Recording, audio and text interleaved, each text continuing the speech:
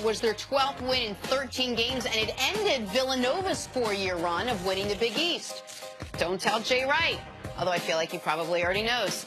We're now joined by the head coach of Xavier, Chris Mack. Coach, thanks so much for joining us. Thanks for having me. I'll tell Jay Wright. You don't even have to worry about things like that. You have bigger things on your plate right now. All right, let's talk about Saturday. First regular season Big East title in school history. Tell me what that experience was like. It was awesome. Obviously, we clinched a share the game before on Wednesday night against Providence, and so we had the opportunity to celebrate it. But, you know, this was our 5th year in the league. Nobody had won a regular season title outside of Villanova, so obviously everybody knows how good they've been for so many years. So it was special, especially the fact that you know, we have 3 seniors who've been with me for 4 years and have tried to climb that mountaintop, and to get there was awfully rewarding. You mentioned the seniors. Like, this is one of the reasons you guys are a likely 1 seed. One of the reasons you guys are a favorite to make the Final Four is in college basketball in 2018, a lot of youth, and you guys are very old for college basketball terms. How much has that changed the way you can coach this team when you have guys who are used to you, used to your system, and given the run last year, used to high-level success? Yeah, I mean, first of all, we have a really good mix of young guys and veterans. But I think when you get to the point where your team is coaching the team, not that I don't have much of a role at all, but the seniors do a really good job. You know, Tony Dungy calls it regenerative leadership, where your oldest players teach the younger players, and not necessarily just on the court, but the way you carry yourself, the way you travel, your practice habits. And when I have guys that are seniors that are looking at me in the eye in every huddle like they're freshmen, it's something that you know, you want as a coach, and I'm very fortunate. I've been very fortunate to have a lot of good coaches in my life, coaches that have influenced me, ones I've never played for. Even Coach Izzo, him and I text about once a week to stay in contact with each other.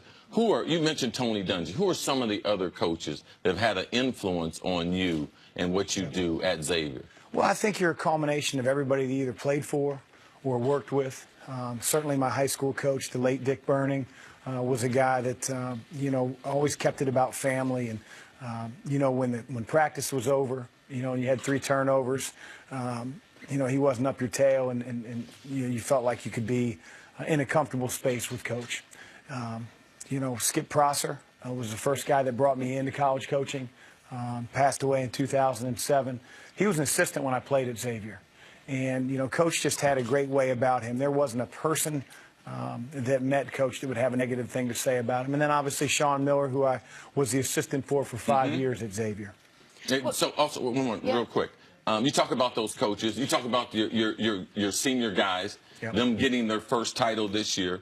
How rewarding is it? Because other coaches, other publications, they have recognized you, one of the 10 finalists for the Naismith Coach of the Year honor. How does that feel, given all these coaches and the influence that they've had on you? Yeah, I mean, I don't worry about those individual things. I want to do the best job for my guys. And, you know, I think we have a great group, a group that's fun to coach. I want to be around guys that I like to be around. And that's really, really important to me. And, you know, again, when you have guys that have been with you for 4 years, they've heard every locker room speech, they've heard every halftime talk, they've heard the same message over and over, but yet they stay the same coachable guys they were as freshmen. It's very, very unique, and, again, I'm really fortunate. Coach, when I get a group of my girlfriends together and we go back to college once a year, it's like big-time fun. It's a blast. You guys actually coach at your alma mater, not with my girlfriends, because that would be awkward.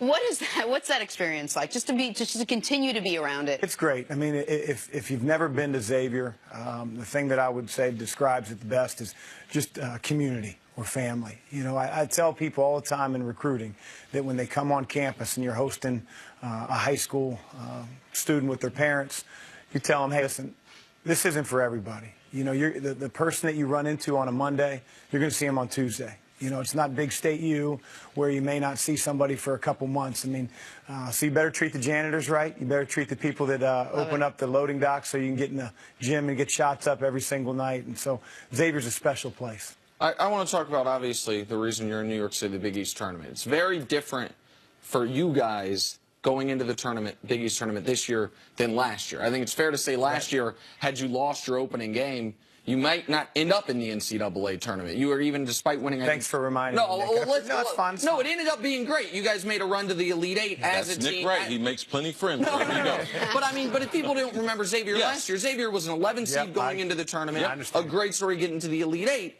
This year, it's very different. Obviously, you want to win this championship, but what you are fighting for now is, are you going to be a 1 seed? Are you going to be a 2 seed? Things like that, and the ability to cut down the nets in a few days at MSG. How different is the approach, if at all, going into the tournament now this year compared to what you were telling your team last year? Yeah, I don't know if the approach is different, but I'm sure the mentality of our players is a little different. You know, we came into the tournament last year with a huge sense of urgency, and you know, it's hard to foster that. It's hard to create that. But I do think that we have, again, keep going back to the word seniors, but guys that they want to go out the right way. They don't want to be a one-hit wonder here in the Big East tournament, arrive on a Wednesday and leave on a Thursday. So hopefully we're at our best. We're either going to play St. John's or Georgetown, two guys that are used to being in the Garden, and it should be a good one. Well, Coach, we can't afford for you to go out Thursday because Nick and I have tickets for Friday and for Saturday. All right, so we can't afford that. Now, following up your first Big East, how important is the tournament to continue that momentum and to potentially get a higher seed in the big dance? I think you want to be playing your best basketball at the end of the year when, you know, let's face it, everybody remembers these games. The season matters the most. I mean, you probably wouldn't have me here if we weren't in the Elite Eight the year before. So, you know, that's one of the things that everybody points to is March. And so we do want to be playing our best basketball at the end of the year, and we get that started tomorrow at noon. Talk about the strength of the conference a little bit. You guys have two of the best programs in the country right now.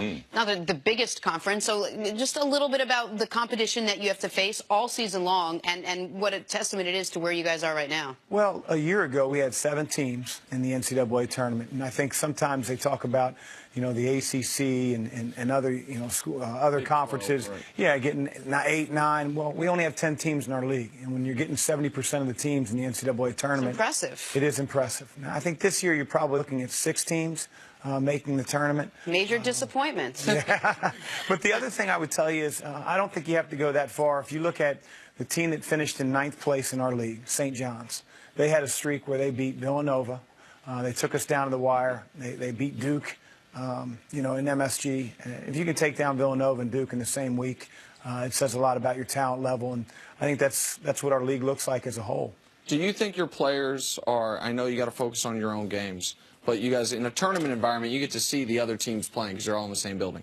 You think your players are rooting for Villanova on the other side of the bracket? You guys have had an amazing season, haven't been able to beat them yet. You could have a third shot at it, obviously, at 6:30 on Saturday. Do you think your players, I know you're going to say you don't care, do you think your players are rooting for Villanova? No, I think they're probably playing Xbox up in their room. Do you think, like my staff. You think I'm kidding? Yeah. No. Talk about one of those players, Trevor Blewett. How impressed? Trayvon, excuse me. I got a Trayvon in my life, Trayvon Grimes, wide receiver of Florida, so I get my Trayvons mixed up. Talk about his senior year and how impressed you were personally with his performance and how his game grew. Well, I think, number one, Trayvon's always been a prolific scorer ever since he came to us as a freshman. But what's been really impressive in his senior year is the efficiency in which he's done it. You know, obviously, when you become the player that he is, everybody's circling you on the scouting report. You're getting everybody's best shot. You're getting everybody's best defender. And for him to have the type of year that he had, and really the consistency that he's had all the way through, says a lot about the character, his work ethic, not to mention, obviously, his ability level. Would you consider this year the best team you guys have had? I don't worry about those considerations. Well, I'm worried about it. Yeah, I'm very worried. I'm losing sleep over it. So, you know, I just, as I said in the very beginning, I really enjoy coaching this team. I try not to compare teams. They have a personality that's very, very unique, and one I really enjoy coaching. I'm hopeful that I can continue coaching all the way through April. Obviously, Coach, you took over for Sean Miller at Xavier. You obviously know him.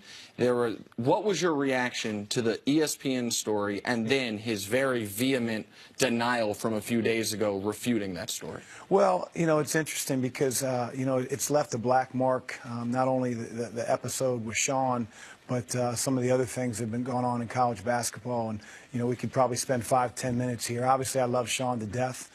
He gave me a great opportunity at Xavier.